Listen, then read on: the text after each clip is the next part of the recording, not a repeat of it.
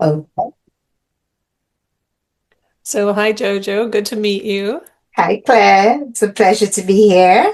Yeah, I have a few questions to ask you about what led you to be a therapist and that kind of thing. How did you start? How did you know that you wanted to get into this line of work? Well, mine is a bit of a funny story because I won't say I knew, I didn't know. So I used to be in the corporate field. Um, Started out in the 90s. I was in the corporate field for roughly about maybe 20, 22 years. Wow. IT went from IT into branding, communication, then banking, telecom. So I kind of, moved around in the corporate field. However, the last corporate role that I held, which was the head of corporate communication and marketing for a prominent bank back in Africa, I was leaving to actually go set up or thinking to go set up something for myself. And at my send off, it was the same thing. Everybody was saying, my colleagues, my peers, oh, we're going to miss the fact that, if we had a problem, we can come to you. You are always the mentor and the coach, the teacher, always willing to share. And that kind of got me thinking. So Yeah. I work with children. I'm a Christian, so I work with children in church. And I was like, oh, okay, maybe I could do a bit of youth counseling. So Yes. I dabbled into youth counseling, dabbled into Christian counseling. And in the process, I came across neuro-linguistic programming, which I found really captivating. So I'm a Yeah. master's life coach. And I was like, okay, I like studying. So I was like, okay, what's the highest I can go in this field, Yes. And psychotherapy came up, and I said, okay, why not? Let me go learn to become a psychotherapist. So my journey kind of started about 8 years ago, and I'm loving it every step of the way. Excellent. Now, I saw on your website that you describe yourself as a multicultural therapist. Tell me more about that. Yeah, so that's another thing I kind of picked up. So when I came into psychotherapy, I noticed that we have about 250 therapeutic skills, skill sets. Mm. And you would hear this person say, oh, I'm just stalled. This person would say, oh, I'm CBT, etc. And I kind of noticed while I was training that a lot of the stuff seems skewed to the Western world. Mhm. Now, I'm African, and we do have some cultural peculiarities, which, if you do a one size fits all, might not necessarily work for someone with my cultural background. So, funnily enough, that was my thesis. My thesis was on All right. culture, the And impact of culture. there are a lot of different African cultures as well. There are. So yeah, so that kind of got me interested. And I was like, I said to my professor then, I would really like to look at how culture impacts how clients receive therapy, and I remember, like I said, that was my thesis. So I had to do a little bit of an experiment. So I worked on Asians. I had some Asian clients. I worked on some African clients. And you're very right, even in the African culture, it's pretty wide. I had a few Afro Caribbean clients I worked with. And then I also brought the religion because religion impacts culture. So I Yes. had Muslims, Islamic religion. I had some Christians, and even then, I had some Hindu, and yeah, one, two, three, yes, and that was sort of my cashment for my dissertation. And Mm. after that, I decided, I don't want a one size fits all. I want to be able to meet people at the point of their needs. So culture Yeah. for me is a big thing when I work with my clients. Yes. And that is what came out of your dissertation, was it? Yeah. Yeah. Yeah. Always remember a piece of advice when I was training in therapy that the trainer said, when you meet a client where they are, you have to learn to speak Martian. If they are Martian, you learn to speak Martian. You step in to where they are and meet them there without judging. And I'm sure you found your outcomes were favorable when you take a multicultural approach, where you're aware of how these things can play in to how people receive therapy and can make change. So, what do you think people most need to hear right now? If you're talking to the public, what's the message? Well, I think the first thing, so dovetailing on the fact that I deal with culture a lot, one of the things I've encountered when you look at culture is also how culture embraces therapy, especially when you're looking at the minority culture Mm, and when you bring religion as well into it. Um, a lot of people struggle with therapy, and one of the things I have a little, I like to tell stories. So yes. I have a little story I always tell my client when they come into therapy, and I think that can kind of summarize what I'm hoping to communicate. I said, think of therapy like we're in a car, all right? You, my client, you're in the driver's seat. The steering wheel, it's in your hands, all Mm, right? And I, as your therapist, I simply sit on the front seat. Now, what's that thing you hate about the passengers in the front seat? They're always pointing out something to you. So, as your therapist, all I'm doing is saying, hey, did you see the pothole in front? Oh my gosh, did you notice there's a stone on the road over there? And then I leave you. You're the one driving, you're the one staring. mm, You then decide how you're going to navigate that particular obstacle, but I help you see it. mm. Now, why do I say that? Because a lot of people come or have this misconception that in therapy, one, you're coming in and having someone tell you what to do.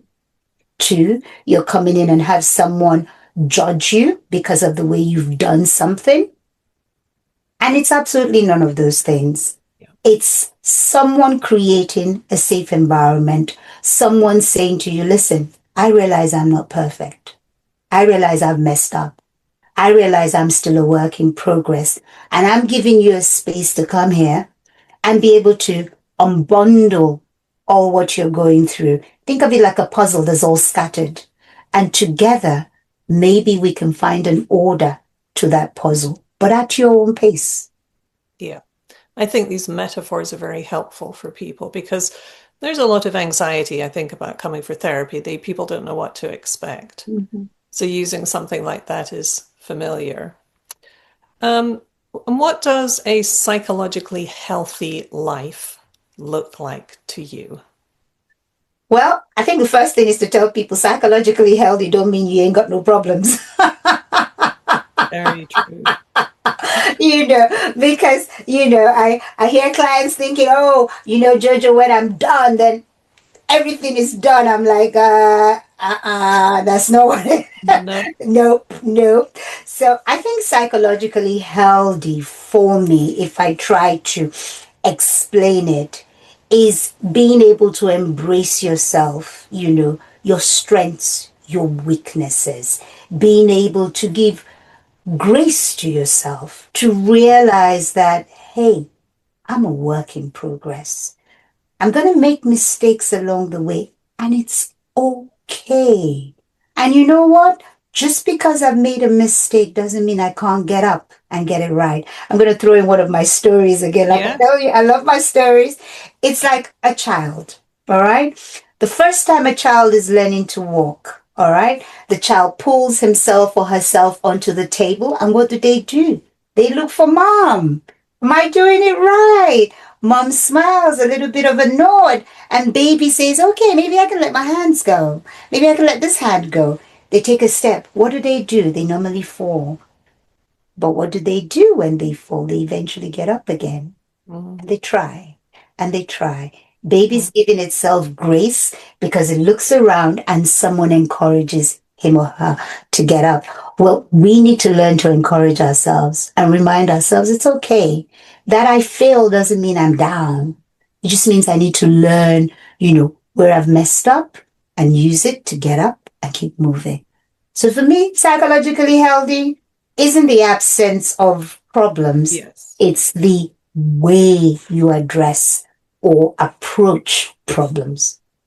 And that's a completely reasonable and realistic stance to take, isn't it? I think that's very reassuring for a client to hear, especially if they're being driven by needing to be perfect or something like that. Yeah. So, how much of yourself, of your own stories about your own life, do you share with your clients? Because there are all these different models in therapy, right? There's the psychoanalysis model where you lie on the couch and this therapist is behind you and silent, doesn't say a word. And then we're often cautioned as therapists not to overshare, not to make it about you and bring your own trauma into it. But have found it very helpful, for instance, speaking to clients who have neurodivergent children, and I myself have a child who's on the autism spectrum, and I will share some of what because she's grown up now, I share some of my experiences, and people will always say, thank you for sharing that. That really helps to know that there's hope for the future, or that things will work out through the teen years. How much do you share when a client comes to you with something that really resonates with you? So it's interesting. So I'm just gonna I'll put a disclaimer out there. I happen to be on the neurodivergent as well, and my daughter is. Yeah. And you are right. There's so many models, which is one of the reasons why integrative works for me, Mm, because I look at the client, I assess the client. Can this client handle my story or not? All right.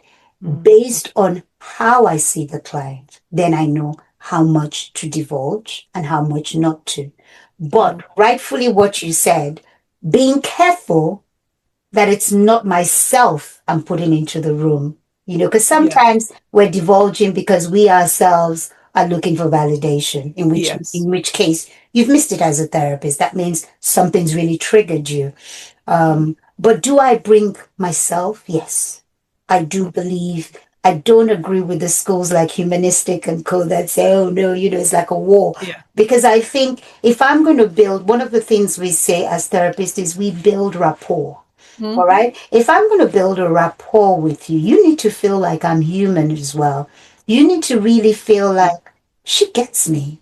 She Yeah. understands what I've Yeah. been through, even if it's not exactly the same. So, do I bring? Yes, but I'm very particular about first observing the client. Yes. How strong is this client? If I dropped this on you, how would the client handle it? So Yes.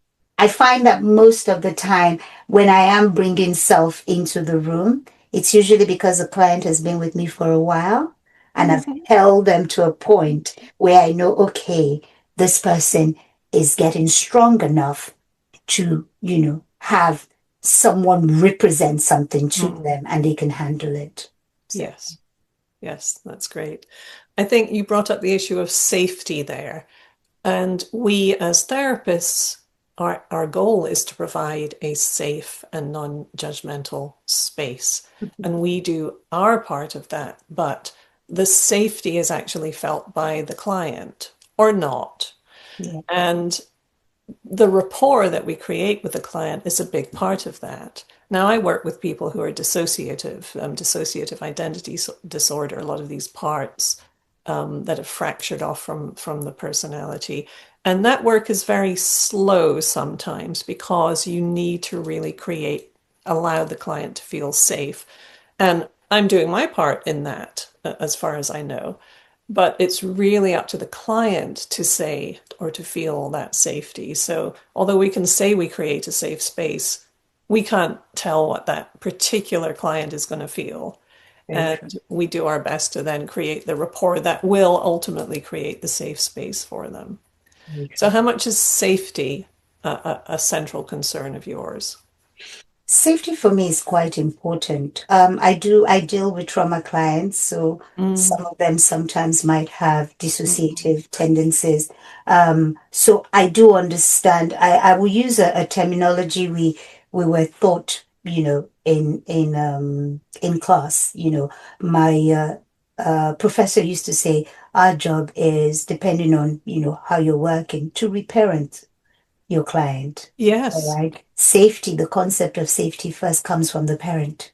yes. So me being able to reparent my client, um, helps them to start to regain some of that sense of not being safe, not being protected, that Mm. they tend to lose, which is where fraction starts, you know. Mm. They get Mm. fractured Mm. because they don't feel secure. And if I don't feel safe and secure, I can't be vulnerable. And if I can't be Right. vulnerable, I don't get the validation I'm looking for.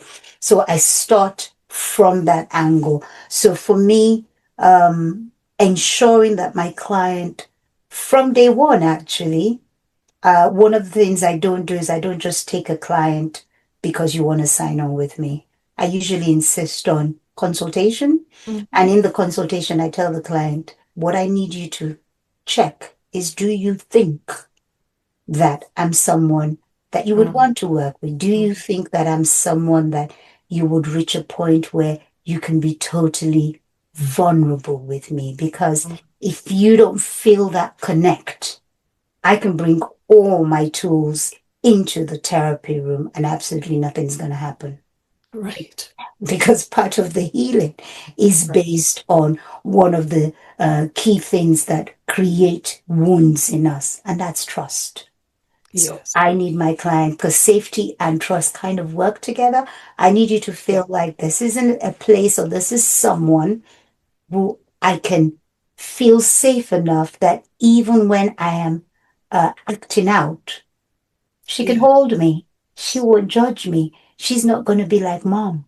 She's not going to be Yes. like a dad and tell me off. Yeah. Yes. She will guide me and nurture me. So I always insist on that first session where we see, do we connect or not? So I think for me, safety is, until the person feels safe, they're not going to know that you're being non-judgmental.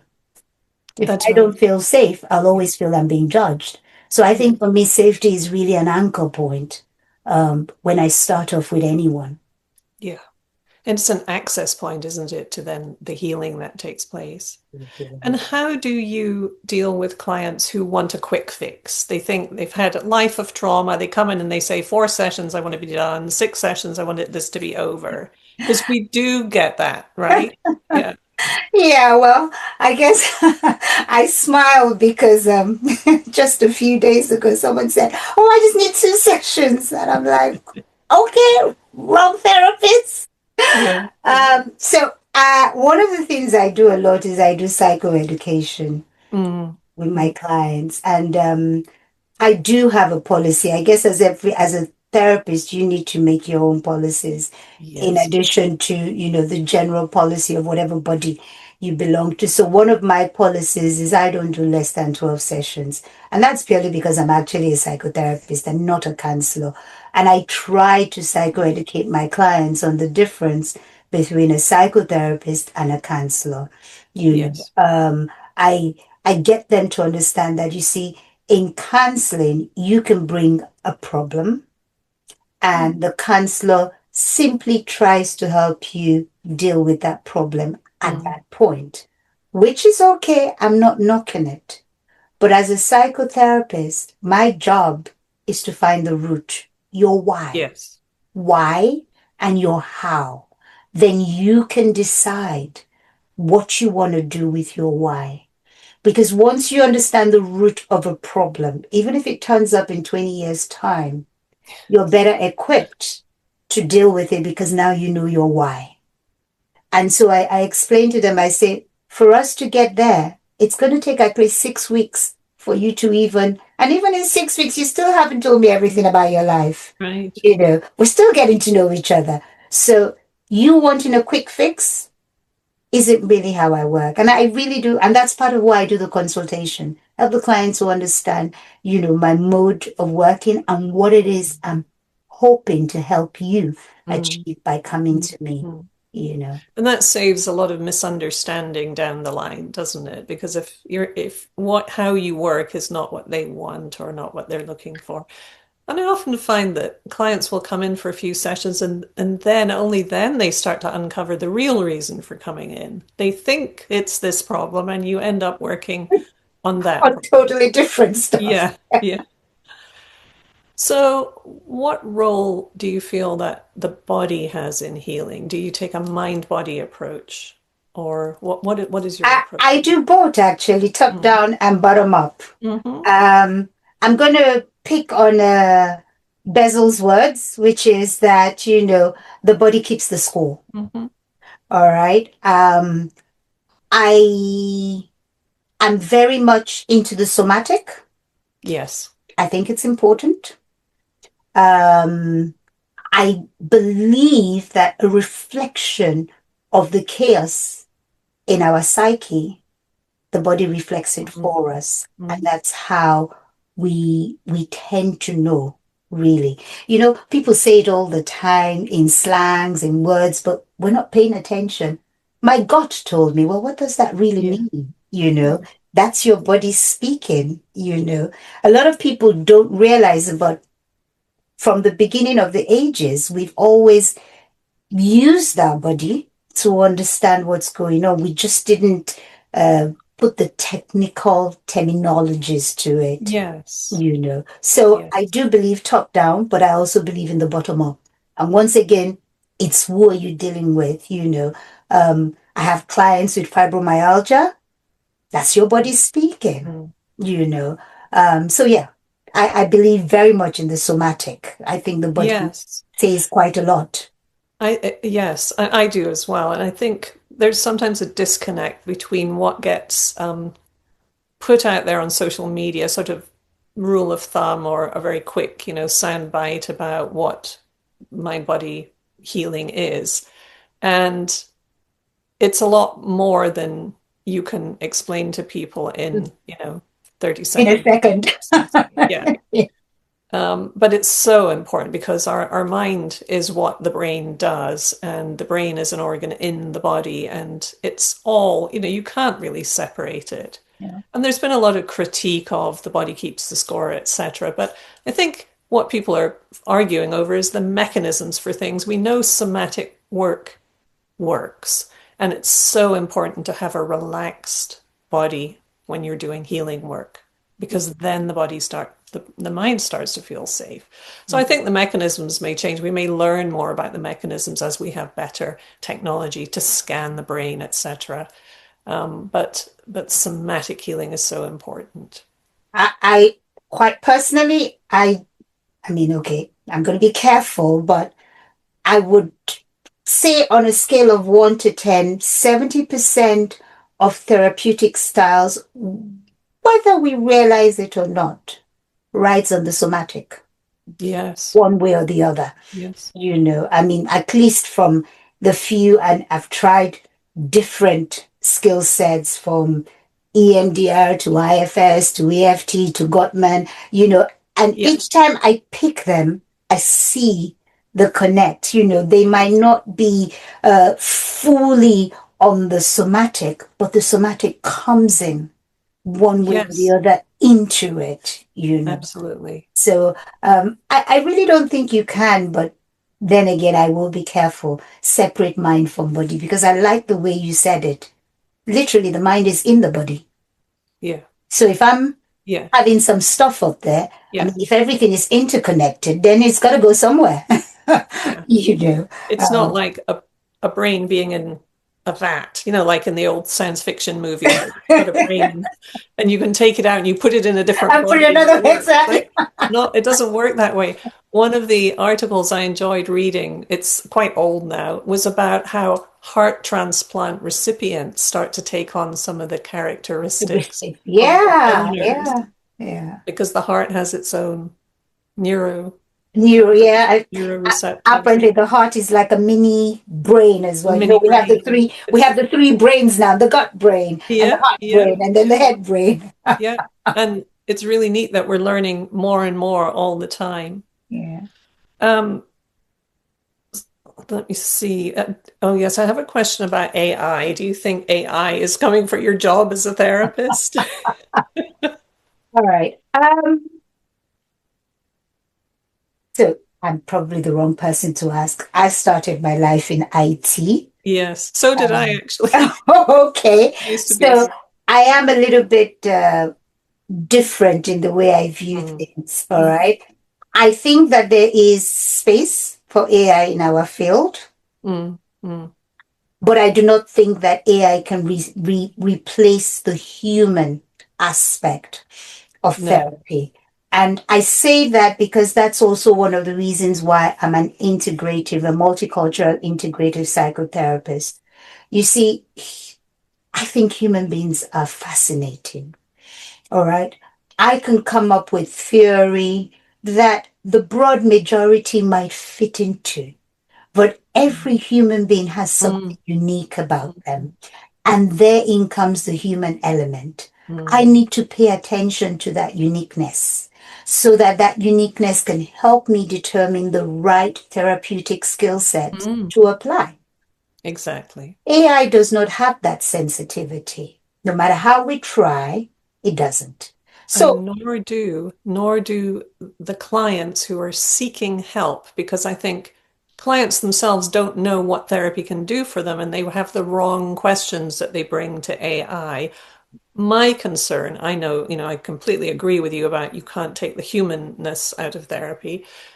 My concern is that people don't know that and they use AI and they think they're getting a good result because they don't know any different. They haven't perhaps had therapy before. mhm. So my concern is how do we reach that population and continue to allow them to come for actual therapy with an actual person? It's an interesting one. It is an interesting one because you see, the first thing is the stigma. Why are people going to AI for answer? Shame. Mm, That's hmm. the underlining thing that drives a lot of people. I mean, if we look at as a therapist, you know that most of the time when your client comes in, you start talking, it's two things driving shame and fear. Shame and Yes, fear. It's yes, usually one of those things. And so shame and fear speaks judgment. yes. Going to judge Mm, me. Well, a computer can't judge me. All right. So let me go to a computer. And that's usually where the first drive comes. I just want to write on something you said and then I'll come back again to the sure. question. And so, but when you go to the computer, you're very right, because I do work with AI, but I have played that game where you put in setting parameters of what you say the problem is. It reels out da da da da da da. Mm, mm, Change one parameter mm, and it reels out da da da da. mhm, It's still the mhm, same person. The person hasn't changed. So the question is exactly what you said. What are you keying in? Because if you get one parameter off, or because we're humans, my emotion today might be this, mm, mm, and tomorrow my emotions are different. I put in the wrong emotion, or I put in today's emotion, it's going to work with that. And mm, tomorrow's emotion is going to bring out another thing.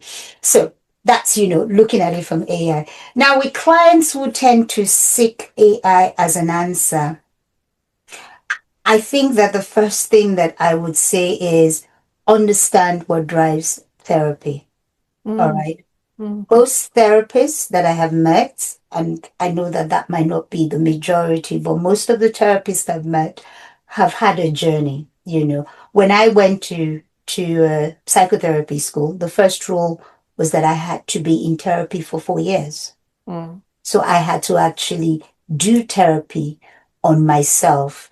And so you find that you can't have a therapist who isn't empathetic mm. unless the person hasn't actually been properly trained. But if you've been properly trained, Yep. that need to judge is literally taken out because you've been broken as well.